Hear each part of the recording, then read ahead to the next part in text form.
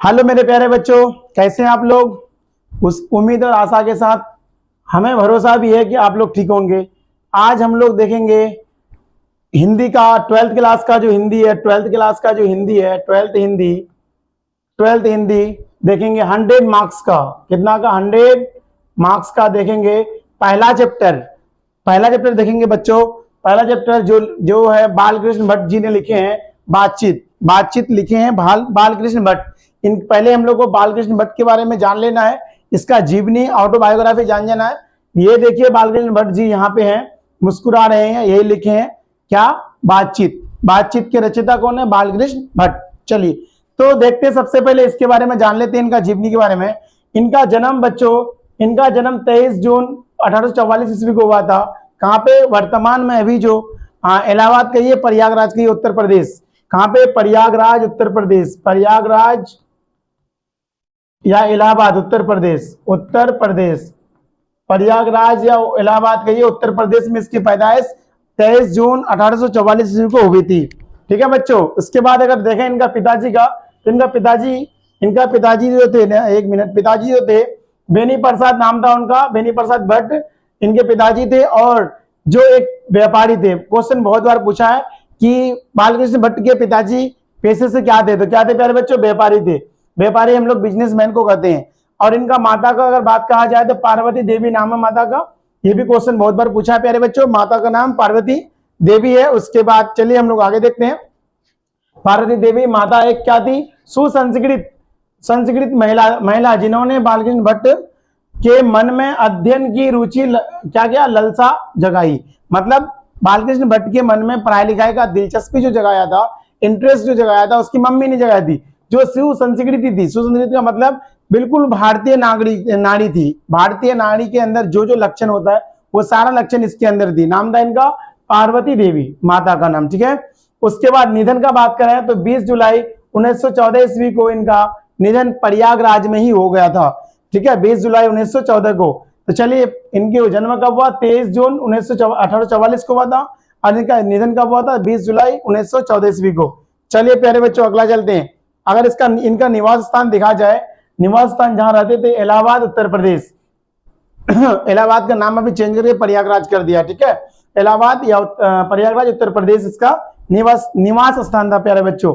प्रारंभ में संस्कृत का अध्ययन जो उसने किया था, तो ये 1887 ईस्वी को प्रयाग के मिशन स्कूल से एंट्रेंस का परीक्षा पास किया, और वहीं पे क्या किया था? शुरुआती दौर का संस्कृत का शिक्षा अध्ययन किया था। इसके बाद आगे चलते हम लोग वृत्ति में। वृत्ति का मतलब पैसा होता है प्यारे बच्चों। क्या होता है? पैसा। जीवन में धन अर्जित करने के लिए कुछ न कुछ पैसा होना चाहिए। विदाउट पैसा का, बिना हम लोग ऑक्यूपेशन का, हम लोग कुछ धन अर्जित नहीं कर सकते हैं। तो 1869 से 1875 तक ये प्रयाग के मिशन स्कूल में अध्यापन किया। अध्यापन का मतलब शिक्षक रहे, ये टीचर रहे वहां बन के। और 1885 ईस्वी में प्रयाग के CAV स्कूल में संस्कृत का अध्यापन कराया 1885 में। फिर 1888 में प्रयाग की कायस्थ पाठशाला इंटर कॉलेज में अध्यापक नियुक्त किए। मतलब ये सिर्फ पढ़ाने का काम किया था संस्कृत में। ठीक है। किंतु उग्र स्वभाव का मतलब लोगों से बात न बनना, बात में जिद में आ जाना, इसको उग्र स्वभाव कहते हैं, के कारण नौकरी छोड़नी पड़ी। और ये ऐसा स्वभाव था इनका जिसकी वजह से इनको नौकरी छोड़ना पड़ा। उसके बाद से लेखन कार्य में रहे ये। उसके बाद क्या करने लगे? लिखने उगने के लिए रहे, मतलब बिल्कुल अपना आपको निछावर कर दिए कहिए तो। रातों दिन ये क्या करते थे? निबंध लिखा करते थे, चूंकि बहुत बड़ा निबंधकार थे। उसके बाद क्या कहता है? निर्भर विशेष परिस्थिति में पिता के विशेष परिस्थिति मतलब इनका पिताजी का जो देहांत हो गया था, जिनका हम लोग कहते हैं निधनोपरांत पैतृक व्यापार संभालने के नाम पर गिरी कलह का सामना, पैतृक घर छोड़कर घोर आर्थिक संकट से जुड़ते हुए हिम्मत से काम लिया और साहित्य के प्रति समर्पित रहे। देखिए जब इनके पिताजी का देहांत हो गया, तब इनका पिताजी का जो पेशा था व्यापार का, तो व्यापार संभालाई, लेकिन गिरी में थोड़ा सा दिक्कत थी, पैसे की और रुपए पैसे की, बहुत सारी बातों की दिक्कत थी, जिस वजह से घर छोड़ दिया। क्या छोड़ दिया? घर छोड़ दिया, और घोर आर्थिक संकट का सामना करना पड़ा। मतलब इसको रुपए पैसे की बहुत दिक्कत हो गई, और ये मतलब आर्थिक संकट का सामना करने लगा। फिर भी ये क्या किया, साहित्य के प्रति समर्पित रहे, मतलब साहित्य को ये छोड़ा नहीं, मतलब इसका जो लिखने की कला थी, लिखने की शैली थी, इसको छोड़ा नहीं बच्चों। ठीक है, अब हम लोग आगे आते हैं। अगर हम लोग बात करें इनका रचना का, तो रचनात्मक सक्रियता, भारतेंदु तो क्या लिखा, भारतेंदु, ये भारतेंदु जानते हो बच्चों, ये अवार्ड है, ये ना अवार्ड है हरिश्चंद्र, ये हरिश्चंद्र को मिला था भारतेंदु अवार्ड की प्रेरणा से हिंदी वर्धानिनी सभा प्रयाग की ओर से 1877 ईस्वी में हिंदी प्रदीप नामक, बहुत इंपोर्टेंट है, हिंदी प्रदीप नामक क्या किया था, मासिक पत्रिका निकालना शुरू किया था। इससे वे 33 वर्षों तक चलाते रहे। 33 साल तक बालकृष्ण भट्ट इस क्या किया था पत्रिका को चलाया था। यह पत्रिका का नाम है हिंदी प्रदीप नामक पत्रिका चलाया था 1877 ईस्वी में। बहुत इंपोर्टेंट ऑब्जेक्टिव क्वेश्चन आता है यहाँ से, ठीक है, बहुत सारा ऑब्जेक्टिव क्वेश्चन आता है। अगला आते हम लोग क्वेश्चन, अगला आते टॉपिक में आगे चलते हैं। कहता है इसमें नियमित रूप से सामाजिक, साहित्यिक, नैतिक, राजनीतिक विषयों पर निबंध लिखते रहे, मतलब ये सब टॉपिक पर ये राजनीतिक क्या साहित्य निबंध लिखता था, सामाजिक पर, साहित्यिक पर, नैतिक पर और राजनीतिक विषय पर निबंध लिखते रहे। 1881 में वेदों की युक्तिपूर्ण समीक्षा की। 1886 में उसने क्या किया, 1886 में लाला श्रीनिवास दास के संयोगिता स्वयंवर, देखिए ये जो है ना, ये कौन लिखा है, ये श्रीनिवास दास ने लिखा, कौन, संयोगिता स्वयंवर लिखा है, कि कठोर आलोचना की, इसका बहुत बड़ा आलोचना किया था। श्रीनिवास दास द्वारा संयोगिता स्वयंवर जो लिखा है, इसका काफी आलोचना किया था, कौन, बालकृष्ण भट्ट। इसके बाद आगे आते हैं कि जीवन के अंतिम दिनों में हिंदी शब्दकोश के संपादन के लिए श्याम सुंदर दास द्वारा काशी आमंत्रित, किंतु अच्छा व्यवहार न होने पर अलग हो गए। ये इसको ना काशी बुलाया था, काशी का मतलब झांसी बुलाया था, कौन, सुंदर दास इसको बुलाया था शब्दकोश के संपादन के लिए, मतलब डिक्शनरी बनाने के लिए बुलाया था हिंदी का। तो लेकिन इसका क्या व्यवहार अच्छा ना होने के कारण उसको अलग हो जाना पड़ा उससे, और एक साथ में दोनों काम नहीं कर पाए। अगला आते हम लोग देखते हैं रचना। कहता उपन्यास, रहस्य कथा, यहाँ देखिए ये सब रचना ही, उपन्यास, रहस्य कथा, नूतन ब्रह्मचारी, ये कौमा है बच्चों, 100 आजान 1 सुजान, ये क्वेश्चन बहुत बार पूछा है, लगभग 7-8 बार पूछा है, 100 आजान 1 सुजान। उसके बाद गुप्तवेरी, उसके बाद रसातल यात्रा दक्षिणा, ये सब इनकी रचना है। उसके बाद अगला देखिए रचना क्या, हमारी घड़ी, सद्भाव का अभाव, उचित नाटक पद्मावती जो अभी हम लोग फिल्म देखते हैं, किरात अर्जुनीय, उसके बाद वेनी संहार, शिशुपाल वध, ये सब इनकी रचनाएं हैं, किनका, बालकृष्ण भट्ट का, जो बहुत इंपोर्टेंट है प्यारे बच्चों, बहुत इंपोर्टेंट है, इसे आपको हमेशा के लिए याद रखना चाहिए जब तक एग्जाम ना आ जाए। इसके बाद हम लोग आगे देखें अगर नल, दमयंती, स्वयंवर, शिक्षादान, चंद्रसेन, सीता वनवास, पतित पंचम, मेघनाथ वध, कट्टर सूम की एक नकल, उसके बाद बिरंतला, इंग्लैंडेश्वरी और भारत जननी, भारतवर्ष और कली, दो दूरदेशी, ये। उसके बाद आगे देखिए एक रोगी और एक वैद्य, रेल का टिकट, खेल, बाल विवाह आदि, ये सब इसने क्या लिखा, ये सारा चीज इसने क्या लिखा, रचना लिखा। कितना सारा रचना है, ध्यान दीजिए प्यारे बच्चों, ये सारा रचना इसने लिखा, कौन, बालकृष्ण भट्ट ने लिखा। उसके बाद अगला है क्या, प्रश्न, जैसा काम वैसा परिमाण, ये भी बहुत इंपोर्टेंट इसकी रचना है। नई रोशनी का विष, आचार विडंबन, क्या लिखा हुआ, विडंबन आदि निबंध, लगभग 1000 निबंध लिखा इसने। और अगर हम लोग बात करें आसपास निबंध, जिसमें 100 से ऊपर बहुत महत्वपूर्ण है, लगभग 1000 के आसपास निबंध लिखा, लेकिन 100 से अधिक निबंध इसका बहुत इंपोर्टेंट है। भट्टे निबंधमाला नाम से 2 खंडों में क्या संग्रह प्रकाशित हुआ, 2 खंडों में, ये नाम था क्या, भट्टे निबंधमाला, इसमें से 2 खंडों में इसका निबंध प्रकाशित हुआ है। चलिए अगला देखते हैं, बालकृष्ण भट्ट आधुनिक हिंदी गद्य के, हिंदी गद्य मैंने निबंध कहिए आप, गद्य को निबंध कहिए या फिर कहानी कहिए, दोनों सेम चीज है, ठीक है। ये आधुनिक निबंध हिंदी क्या लिखा, गद्य के आदि निर्माताओं और उन्नायक रचनाओं में एक हैं वे भारतेंदु युग। भारतेंदु युग का मतलब होता बच्चों ये न 1868 से लेके 1900 ईस्वी के युग को कहते हैं भारतेंदु युग। और इस युग को इसलिए कहा जाता है भारतेंदु युग क्योंकि इस जमाने में बहुत सारा कवि ठेठी भाषा में अपने लोकल जबान में लोकल भाषाओं में क्या किया, बहुत सारा कविताएं या फिर बहुत सारा निबंध लिखा था, इसलिए युग का नाम है भारतेंदु युग। ठीक है, लेकिन भारतेंदु सिर्फ कहा जाए तो अवार्ड था, और भारतेंदु युग उसी जमाने को कहते हैं, उसी काल को कहते हैं जिस काल में अपने लोकल भाषाओं में बहुत सारा कवि क्या किया था, कविताएं लिखा था या फिर निबंधकार लोग निबंध लिखे थे। और ये युग कहा जाता है 1868 से 1900 ईस्वी के बीच को। अगला चलते हैं, अगला हम लोग देखते हैं, कहा था कि प्रमुख साहित्यकारों में से हैं वे हिंदी के प्रारंभिक युग के प्रमुख और महान पत्रकार निबंधक। ध्यान दीजिएगा, ये पत्रकार भी थे और निबंधकार भी थे।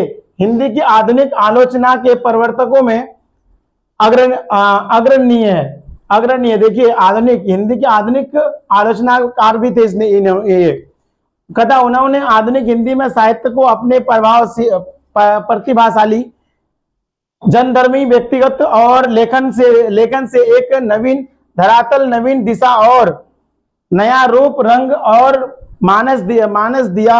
निश्चय ही इस महत्तर युगांतरकारी कार्य में वे, चलिए देखिए पढ़ने वाली चीज है और ये आप भी पढ़ के आप याद रख सकते हैं। मैं से एकांकी नहीं थे, स्वयं भारतेंदु हरिश्चंद्र, देखिए इसी को मिला था अवार्ड, हरिश्चंद्र को ही अवार्ड मिला था भारतेंदु।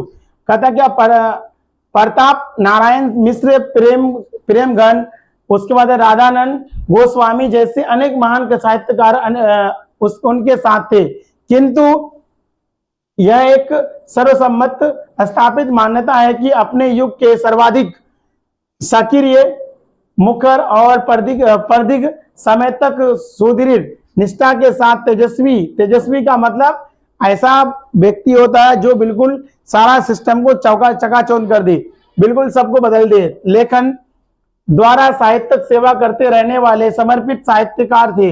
बालकृष्ण भट्ट भारतेंदु युग के 2-3 प्रमुख साहित्यकारों में एक जिनके अनवरत में लगातार होता प्यारे बच्चों लेखन में से भारतेंदु युग का रचनात्मक युग व्यक्तित्व निर्माण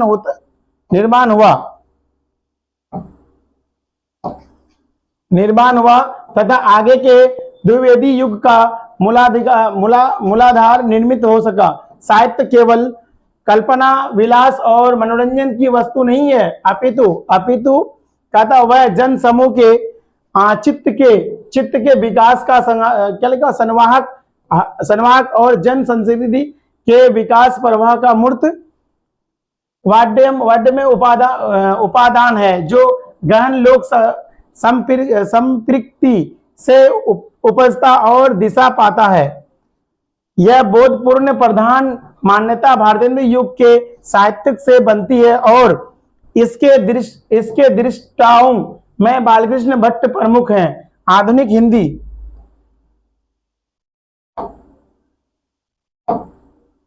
ध्यान दीजिएगा प्यारे बच्चों, ये सारा इसके बारे में लिखा हुआ, चलिए तो आप लोग पढ़ लेंगे, बुक में सारा कुछ दे रखा है। और उसके बाद फिर देखिए ये सारा उसके बारे में, ये लास्ट कोटेशन है। उनकी वास्तविक प्रतिभा एक अध्ययनशील विद्वान और छिन्न बुद्धि आलोचक की है, जिन्हें आधुनिक हिंदी आलोचक का जन्मदाता कहना अनुचित नहीं होगा।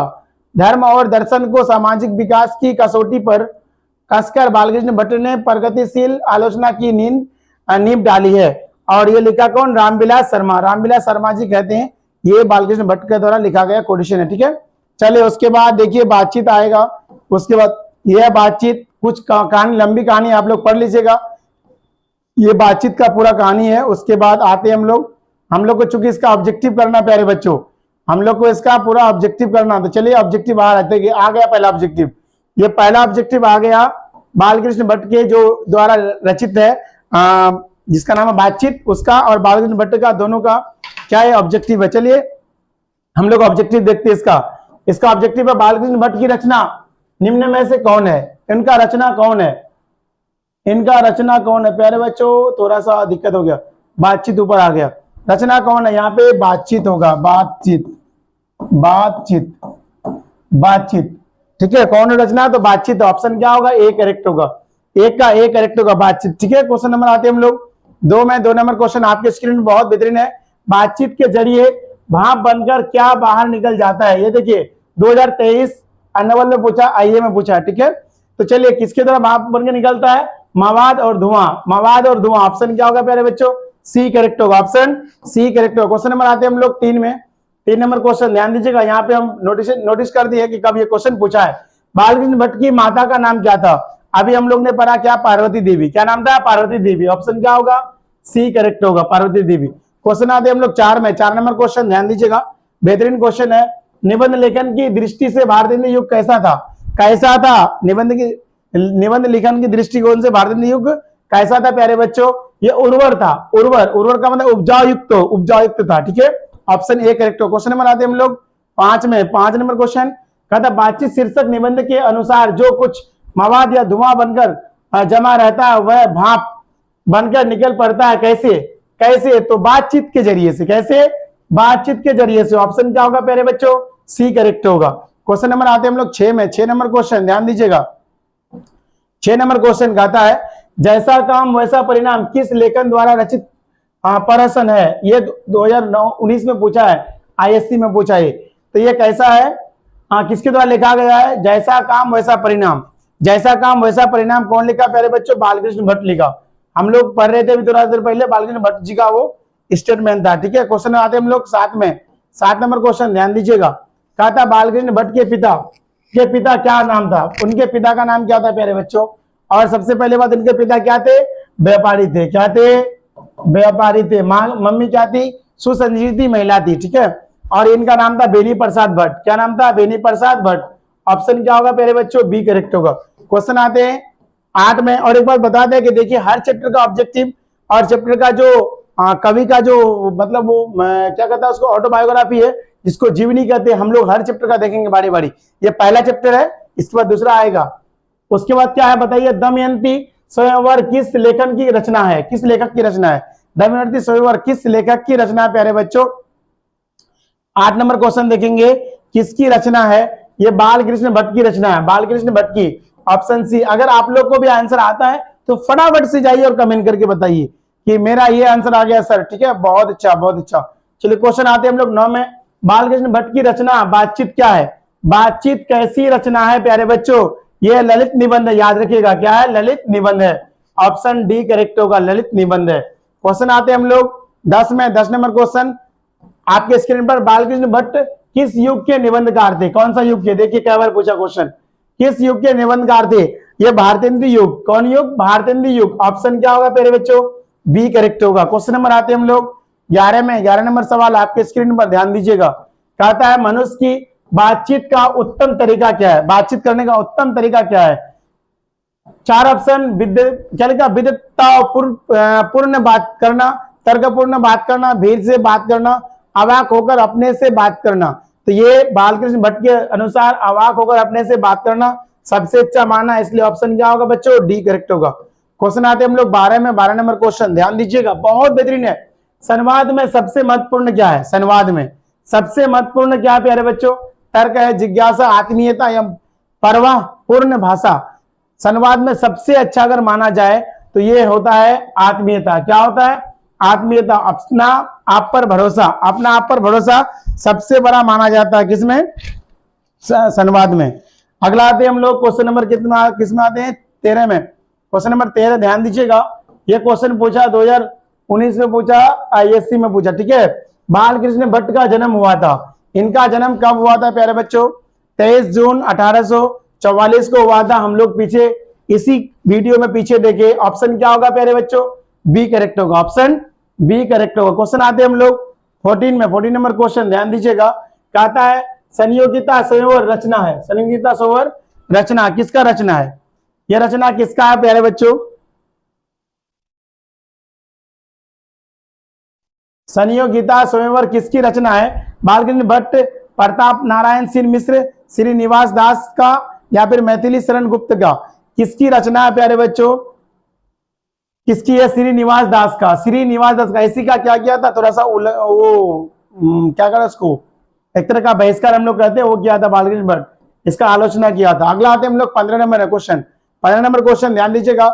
बातचीत शीर्षक निबंध के अनुसार रस का समुद्र निकल किन की बातचीत में उम्रा चला जाता है? किन की बातचीत में? देखिए ये क्वेश्चन 2022 में पूछा प्यारे बच्चों, ये किन की बात पे उम्रा चले जाता है? तो दो हम सहेलियों के बातचीत में, दो हम सहेलियों के बातचीत में। ऑप्शन क्या होगा? ए करेक्ट होगा। क्वेश्चन नंबर आते हैं हम लोग 16 में। 16 नंबर सवाल आपकी स्क्रीन पर। वाद विवाद संवाद क्या है? देखिए 2022 में पूछा है। वाद विवाद संवाद क्या है? आलोचनात्मक निबंधों की पुस्तक, कविता संग्रह, कहानी, नाट्य संग्रह। वाद विवाद, वाद विवाद जो लिखा है क्या है? आलोचनात्मक निबंध की पुस्तक। ये ऑप्शन क्या होगा?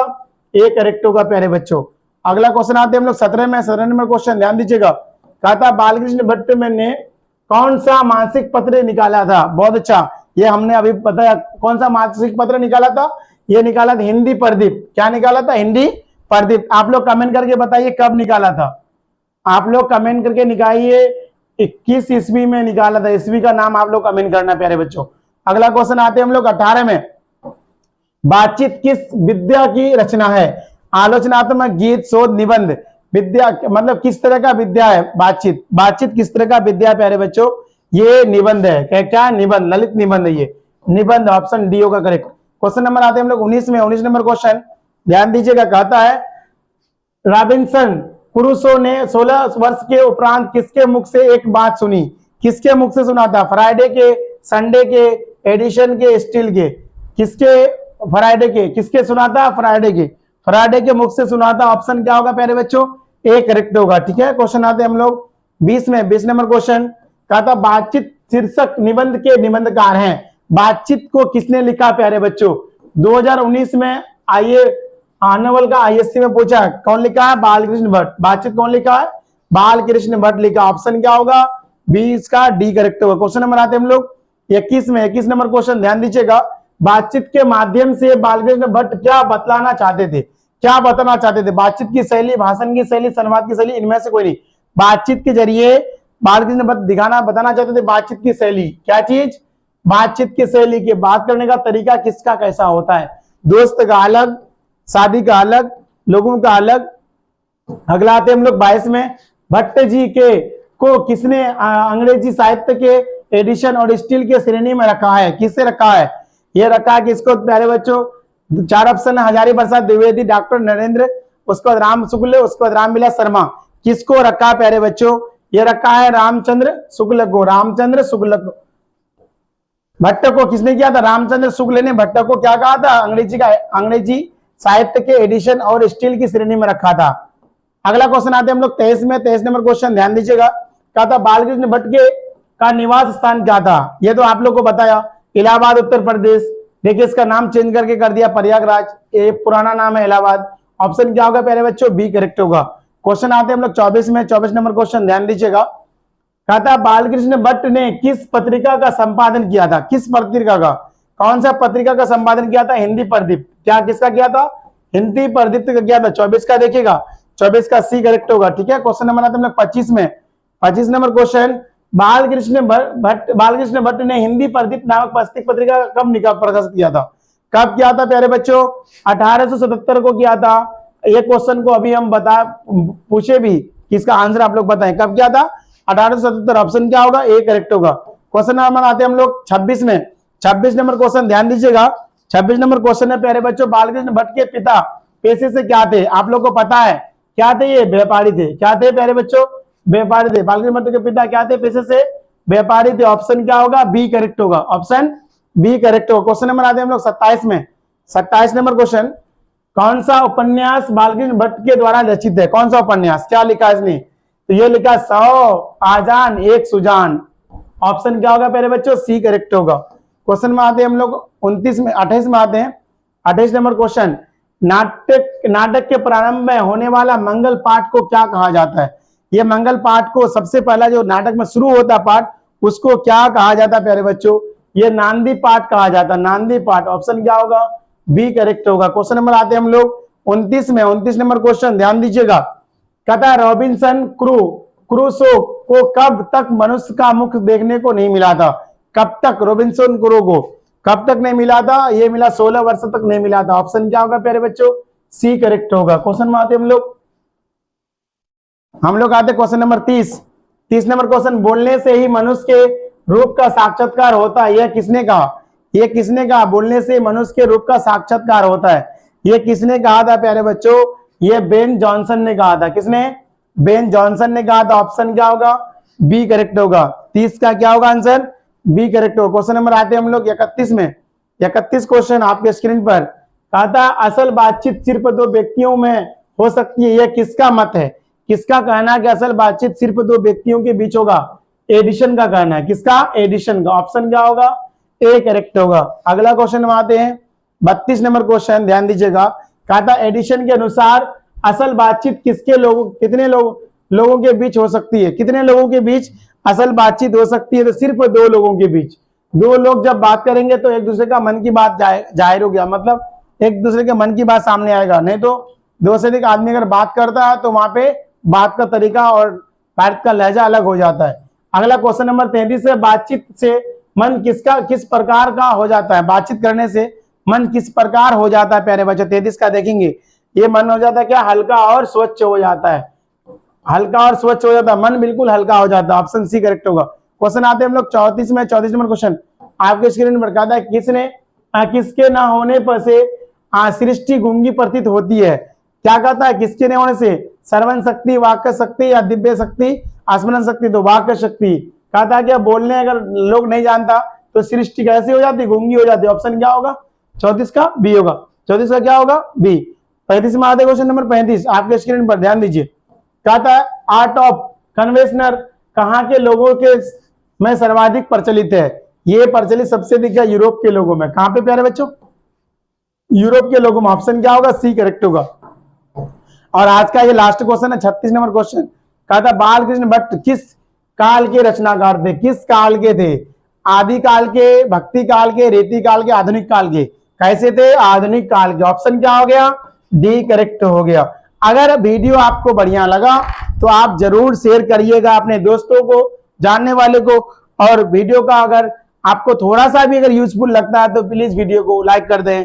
फिर मिलते हैं नेक्स्ट चैप्टर में अगला दिन। तब तक के लिए बाय बाय।